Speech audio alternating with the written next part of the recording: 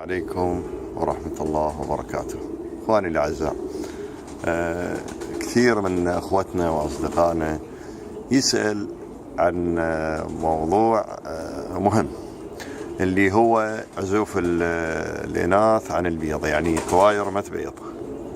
شنو مشكلته؟ اخوان، احنا ذكرنا في اكثر من محضر انه الاسباب كلش هواي.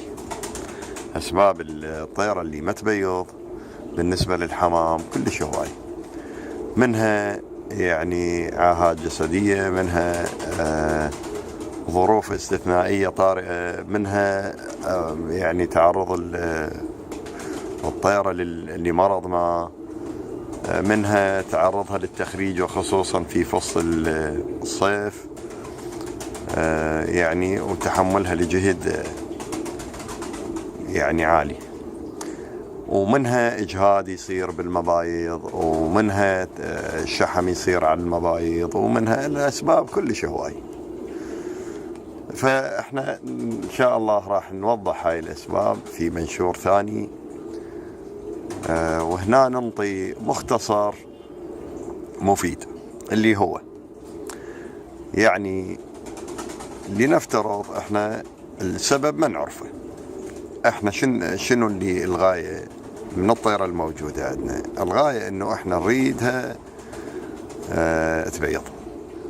طبعا اذا ما بيها تلك الطيرة، او اذا صحتها زينة يعني خالية من المرض في الوقت اللي احنا نشوف طيرتنا بيه، بحيث نشوفها ما بيها مرض او بيها خلل او ما بيها تلك، زين، هذا اثنين. والثالثة الوقت الحار، أيام الحر الشديد. ثلاثة الرابع الأيام البرد الشديد. ذني 4 نقاط حاولوا تخلوهن في بالكم. إذا بغير هاي الأوقات نريد ننطي هذا علاج الطيرة عندنا ونريدها تبيض، مثلا متأخرة عندنا أو غيرها، ما نخوض في مضمار الأسباب ذيك الثانية، بعدين راح نذكر لكم إياها ذيك.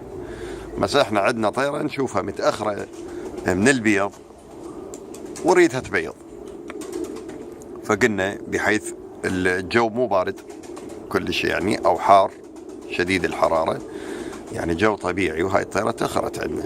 إذا بجو حار شديد الحرارة أو شديد البرودة عادي التأخير طبيعي، يعني لا تخاف منه. إذا بيها تلك طبيعي الأمور، لا تخاف منها. إذا مريضة أكيد، إذا مريضة يعني بيها مرض أو ديدان مثلا، نعالجها ديدان وننتظرها فترة، هم طبيعي الأمور، في غض النظر عن هاي الأسباب أو هاي الأمور ما كانت متواجدة وعندنا طيرة تأخرت. إخواني الأعزاء، أفضل علاج لقيناه واشتغلنا عليه، وهذا اللي جاي نشوفه يخدم وخدمنا، هذا اخواني قدام عيونكم. تعزل الطيرة مدة 5 إلى 10 أيام. إذا 10 أيام أفضل 100%. أسبوع يشتغل، 5 أيام هم يشتغل. طيرة بيضتك بيضة واحدة، 5 أيام 6 كافي. طيرة مثلا شفناها شوية تعبت، بيضها مثلا نشوف القشر مالته مو تمام أو غيرها من هالقبيل، 5 أيام 6 كافي. بس إذا طيرة صار لها فترة ما تبيض مثلا واحنا نريد نشوفها حتى نقطع الشك باليقين، اخواني تستخدم ذني الثلاثة.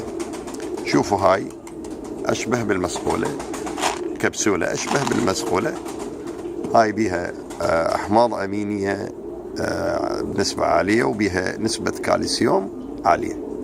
هذا نسبة الكالسيوم دائما تحفز المبايض بالطير.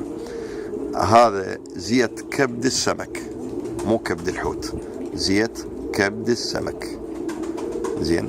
هذا همينه حبة وحبة من هذا الأحماض الأمينية، هذا أحماض أمينية هم بنسبة عالية. شو يصير عندنا؟ يصير عندنا 3 حبات. لنفترض عندنا طيرة واحدة، نعزل للطيرة 10 حبات منها، و10 حبات كبسولات منها، و10 كبسولات منها، يصير عندنا 30. بس هذني أكثر من 30 طبعا.